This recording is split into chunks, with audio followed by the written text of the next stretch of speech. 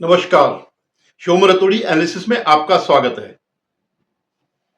कल नागपुर का आप लोगों ने सबने देखा, आज भी आ रहा टीवी में जो जो घटना हुई, जो उपद्रव हुआ, जो दंगा हुआ, उस पर मैं विश्लेषण करने से पहले मेरा आप लोगों से निवेदन है, आप मेरे इस चैनल को सब्सक्राइब करिएगा।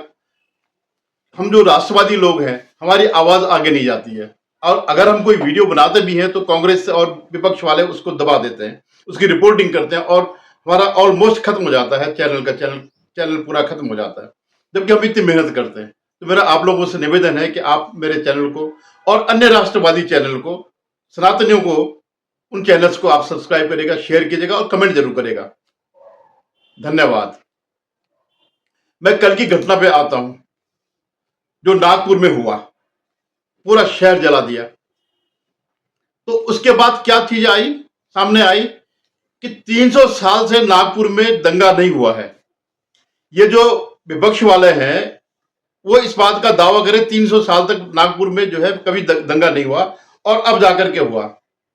यानी कोई ऐसा दुनिया में कोई ऐसा क्षेत्र नहीं था जहां दंगा नहीं किया गया हो, और वो नागपुर बचा था तो उसको भी जो है वो रिकॉर्ड भी टूट गया। आप ये देखिएगा कि इसके पीछे वजह कोई नहीं है। दंगा एक ऐसी प्रवृत्ति, जो ये दंगाई है, आप जानते हैं, कुछ कहने की जरूरत नहीं है। जैसे सेना होती है ना, बिल्कुल हर समय अलर्ट मोड पे होती है, दुश्मन ने कहीं से भी कुछ किया तो वो तुरंत जवाब देते हैं। ऐसे ही दंगाइयों का है, इनको सिर्फ बहाना मात्र चाहिए, कुछ भी बहाना मात्र चाहिए, और ये हर समय तैयार है। पूरा इनके लाठी, डंडे, पत्थर, तलवार, मशाले, पेट्रोल बम, ये सब तैयार है। ये हर समय जो है इसको लेकर के तैयार रहते हैं। और सबसे बड़ी बात क्या है, व्हाट्सएप ग्रुप इनका जरूर होगा। अगर सरकार कभी वो करे, इनके व्हाट्सएप ग्रुप चेक करे, आपको पूरा का पूरा जो है वो मिल जाएगा, सारे तथ्यों के, सारे कौन कौन लोग हैं। और आजकल तो ये लोग बंद भी इसमें हो रहे हैं, जो गिरफ्तारियां हो रही है, जो सबूत मिल रहे हैं, उन्हीं के आधार पर मिल रहे हैं, उन्हीं व्हाट्सएप ग्रुप्स के आधार पर मिल रहे हैं, या सीसीटीवी के आधार पर। अब आप ये देखिए कि सबसे पहले प्लानिंग में क्या किया उन्होंने, सीसीटीवी तोड़ दिए। वो ऊपर के जो रह गए वो नहीं तोड़ पाए, इसलिए कुछ पकड़े गए। एकदम पर 1000 आदमियों का इकट्ठा होना और पूरे शहर में विभिन्न मोहल्लों में जो है ये दंगे के होने का पीछे पूरी प्लानिंग है। बिल्कुल बिल्कुल ये अलर्ट मोड में है। कभी भी दंगा, कहीं पर भी कोई भी उठा दीजिएगा, ये पूरा मॉब आता है। और जो इनके खिलाफ है, सनातनी है, वो अपने घर में चुपचाप बैठे, पुलिस आएगी तो करेंगे, पुलिस हमें बचाएगी। 100-500 के की भीड़ के सामने ये 50-100-60 ही जो है बहुत ज्यादा हो जाते हैं, डर जाते हैं लोग बाग, उनके उसको सह लेते हैं। ये इनकी जो है एक रणनीति है, साइकोलॉजिकल वार है। अब इनका दुख क्या है, एक तो है कि बहुत समय बाद जो बीजेपी शासित राज्य है वहां पर होली जो है बगैर पथराव के संपन्न हुई। अदरवाइज आप जानते हैं कि एक रूटीन है, जैसे रंग डालना रूटीन है, वैसे ही जो है हमारी शोभा यात्राओं पर पथराव करना एक रूटीन है। वो जो है इस बार कुछ राज्यों में जहां की बीजेपी की सरकार है वहां ये नहीं पड़ा, और ये एक दर्द हो रहा। दूसरा दर्द क्या है, एक जो विदेशी आक्रांता आए थे, बर्बर आए थे, जिन्होंने बलात्कार किया था, उनको जो है उनका एक वारिस औरंगजेब की कब्र भी जो है, इनके लिए औरंगजेब इस्लामिक आक्रमणकारी, जिन्होंने कितने लोगों के बलात्कार किए, मारे काटे, सिरों के जो है टावर बनाए, वो इनके लिए पूज्य है। साहब उनकी औरंगजेब के खिलाफ क्यों बोला, औरंगजेब तो ऐसा था, औरंगजेब तो वैसा था, वो क्या था, जिंदा पीड़ था, और आप औरंगजेब के खिलाफ नहीं बोल सकते। तो मैं पहले यहाँ की बात करता हूँ, नागपुर में क्या हुआ। नागपुर में जो है पहले दिन में एक अफवाह उड़ी कि किसी ने जो है हरी चादर, किसी उसमें मजार भी तो क्या है, जहां मर्जी आ गया और मजार बना दिया। यूपी में जो है एक ऐसे गाजी की मजार थी जिसने यहाँ पे कत्ल आम किया था, जो सोमनाथ के मंदिर में भी लुटोरे में था। वो यहाँ करके उसने उसकी मजार जो है बहराइच में जो है, फिर उसको जो है किसने मारा, ये जो राजभर है, वहां पे एक राजा राजभर थे, उन्होंने कई छोटे छोटे राजाओं को मिला करके सेना बनाई और उस गाजी को वहां मार दिया। और उस गाजी की जो है वो करते हैं, मजार पे पूजा करते हैं, मजार को जो है उर्स मनाते हैं या जो भी ये करते होंगे। और ऐसे ही जो है उसकी उसी के नाम पर जो है जो इन्होंने कत्ल किया था, जो बर्बरता दिखाई थी, उसके नाम पर संभल में भी एक मेला होता है उसकी विजय का। वो इस बार योगी जी ने बंद करा दिया। हिम्मत देखिए ना आप, इनकी हिम्मत। तुम्हारा कुछ भी लेना देना नहीं है, सिर्फ ये है कि उन्होंने तुम्हें जबरदस्ती कन्वर्ट किया या कुछ लोगों को हरम से पैदा हुए। अरे भाई इतने बड़े थे, जब जो लोग कहते हैं हमने 800 साल राज किया, तो आज पंचर क्यों लगा रहे हैं? और इसकी क्या है, पूरा श्रेय अगर किसी को मिलता है तो जवाहरलाल नेहरू को मिलता है। इस देश का जो है टुकड़े टुकड़े करने के बाद भी, एक एक हिस्से देने के बाद भी, चीन को भी दिया, पाकिस्तान भी अलग किया, फिर पाकिस्तान का ऑक्युपाइड कश्मीर को भी जो है आधा उसको दे दिया, कहीं कच्चा तिबू दे दिया, सियाचिन दे दिया, जहां मर्जी आगे अपनी जागीर समझ करके जो है लुटा रहे थे। तो कल की आपने तस्वीरें वीडियो आप देख ही रहे हैं, क्या क्या हो रहा है पूरे देश में, क्या क्या हो रहा है, क्या क्या आ रहा है, सब टीवी में आ रहा है, कैसे इन्होंने प्लानिंग करके ये सब किया। तो एक तो दुख ये है कि होली कैसे मन गई शांति से, और खासकर संभल में जहां बरसों से होली नहीं मनाने दी जाती थी हिंदुओं को, और ऊपर से कि औरंगजेब को जो है, औरंगजेब पर विवाद हो गया, सनातनी नहीं मान रहे। क्यों मानेंगे भाई सनातनी? हमारे लोगों को उसने कन्वर्ट करके वो बनाया, उन्हीं लोगों को उनके साथ अनाचार किया, और हम उन लोगों को माने? बाबर से लेकर के, बाबर क्यों, जो शुरू से लेकर के तुर्कों से लेकर के मुगलों तक, और हर समय क्या है गुणगान। नेहरू ने क्या किया? यही तो किया, सब उसने एम्स बनाया, ये बनाया, वो बनाया, कुछ नहीं किया।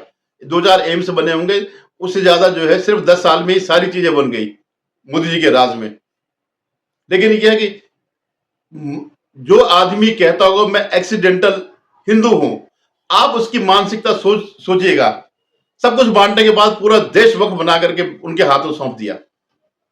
अब अगर वक्फ में संशोधन हो रहा तो पूरे जो है अराजकता फैलाने के प्रयास किए जा रहे हैं कि हम ये करेंगे, वो करेंगे, जैसे शाहीन बाग वाला किया था, या जैसे किसानों के नाम पर जो वो थे खालिस्तानी थे, वो जो दलाल थे, जो विदेशियों के दलाल थे, उन्होंने जैसे किया, वो यही चाहते हैं, इस देश में अराजकता फैलाना चाहते हैं। तो जब वो दिन में एक बार जब मामला शांत हो गया, वो लिखी गई एफआईआर जो भी लिखी गई, उसके बाद सब चले गए। लेकिन इस बीच उन्होंने अपनी पूरा वो तैयारी कर दी, और 7 साढ़े 7 बजे के बाद जो है पूरे शहर को, और आप ही देखिए कि उनको डिफेंड करने के लिए पूरा लेफ्ट लिबरल गैंग लगा हुआ। अरे ये तो जो है इनको मजबूर किया गया। क्या मजबूर किया गया भाई? अफवाह उड़ी, अफवाह अफवाह क्या? अगर अफवाह भी है और अफवाह में सच्चाई भी है, तो आप कानून अपने हाथ में लेंगे? इस देश का कानून कुछ नहीं है, और पुलिस वालों को मार रहे हैं। ये तो सीधे के सीधे जो है सरकार के खिलाफ विद्रोह है। और सबसे पहले तो सरकार को ये करना चाहिए, अगर ये औरंगजेब के प्रति अगर ऐसे ही है और औरंगजेब को ही ये सब कुछ मानते, तो उसकी कब्र उखाड़ देनी चाहिए, बिल्कुल झंझट ही खत्म कर दो। चाहे वो ये अगर एएसआई के भी उसमें है संरक्षण में, तो उसमें संशोधन करके उखाड़ दो, इसको झंझट ही निकाल दो, फेंक दो उसको अरब सागर में। ये इन्होंने मचा रखा है, तहलका मचा रखा है कि हम कानून नहीं मानेंगे देश का, कानून हम अपनी शरीय के हिसाब से चलेंगे। कोई मतलब कोई भी अगर अफवाह उड़े या सच्चाई भी हो, तब भी कानून तो होता है ना। आप एफआईआर दर्ज कर दीजिएगा, आप उसके खिलाफ केस लड़ दीजिएगा। आप जो है लव जिहाद के शिकारियों को जो महिलाएं बनाते हैं, उसके लिए सुप्रीम कोर्ट तक जाते हैं, हर चीज को लेकर के जो है कोर्ट में जाते हैं। तो यहां क्या दिक्कत है? अगर कुछ गलत कर रहे हैं तो जाओ सुप्रीम कोर्ट में जाओ, लोअर कोर्ट में जाओ, जहां भी आ गए कानून। अगर कानून के हिसाब से कोई गलत हुआ तो सजा मिलेगी, मिलती है, सिर्फ तुम्हें नहीं मिलती है, क्योंकि तब जज बड़े सेकुलर बन जाते हैं।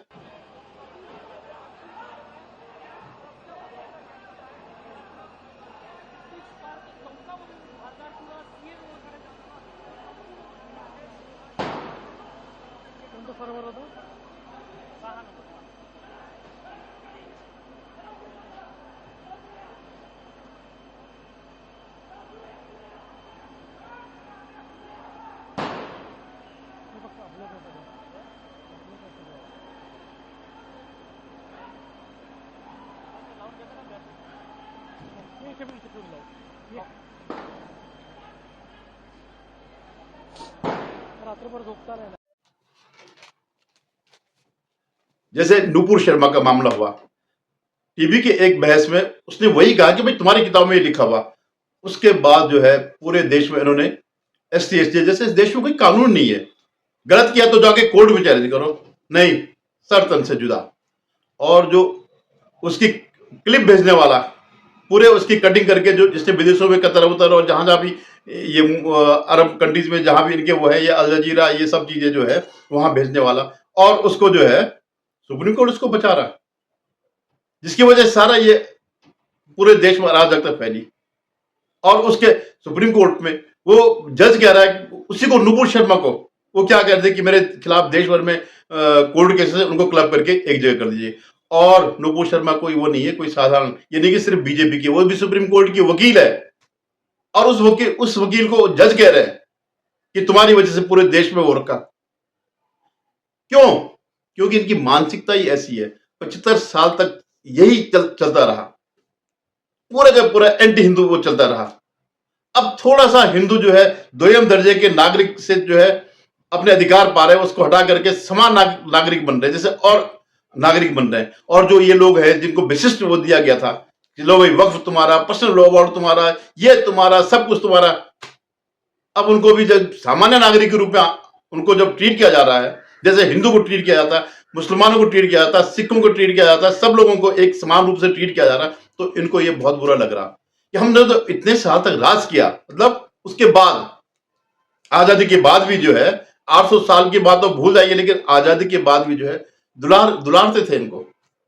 इफ्तार कर रहे साहब, इफ्तार में सब टोपी लगा करके जा रहे हैं, इफ्तार खा रहे हैं, और आज जो है उनको एक सामान्य नागरिक की तरह ट्रीट किया जा रहा है। तो फिर इनको जो है वही फिर मानसिकता वही उभर के आ गई। आप जानते हैं ना, इस बात को बताया, बांग्लादेश में 71 के वार से पहले 70-71 में जो है 20 लाख बंगाली महिलाओं के साथ बलात्कार हुआ। आज उनके ही बच्चे जो है पाकिस्तान के समर्थक हो रखे हैं। और अब तो ये भी कह रहा है वो जो बांग्लादेश के जो नेता बताए कि इसमें तो किसी का कोई रोल नहीं था, हिंदुस्तान का कोई रोल नहीं था, जो कुछ किया हमने किया। आप ये सोचिए, जबकि मुझे अच्छी तरह पता है कि इनकी जो मुक्ति वाहिनी थी उसकी ट्रेनिंग उत्तराखंड में हुई थी। और आज वो कह रहे, और बाकी हमारी फौज गई, सबको बचाया, सब कुछ किया, हमारे भी जवानों ने शहादत दी, और उस युद्ध में मारे गए हमारे कई लापता है सैनिक आज तक भी। लेकिन अब ये देखिएगा तो क्या है, ये मानसिक बीमारी है। जिनके बलात्कार के बच्चे हैं वो इस ढंग से उस पाकिस्तान का साथ दे रहे हैं। और यहां पर भी जो है जो जिनके साथ हो रहा है, जिनकी लड़कियों को भगाया जा रहा है, मार काटा जाता है, वो लोग भी उनके साथ दे रहे हैं। इसलिए सिर्फ वोट के लिए। और यही जो है जवाहरलाल नेहरू ने किया था, उसने वोट के लिए सब कुछ, हालांकि वो तो खुद ही कहता मैं एक्सीडेंटल हिंदू हूं, मैं तो हिंदू हूं ही नहीं।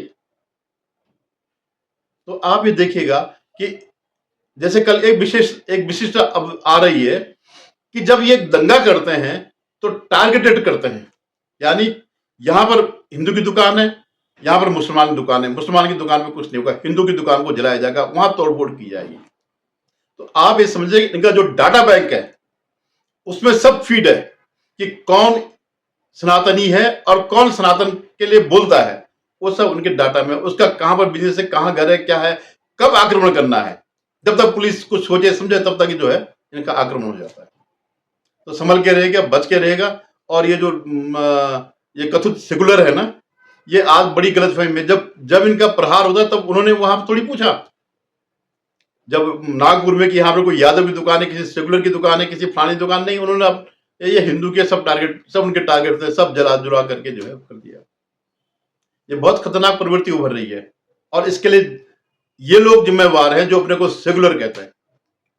उनका सेकुलर का मतलब यह है कि इनको विशिष्ट रहने दो, इनको छेड़ो मत, ये गलत काम करने दो, ये इनका अधिकार है। तो ये सेकुलर चाहते हैं।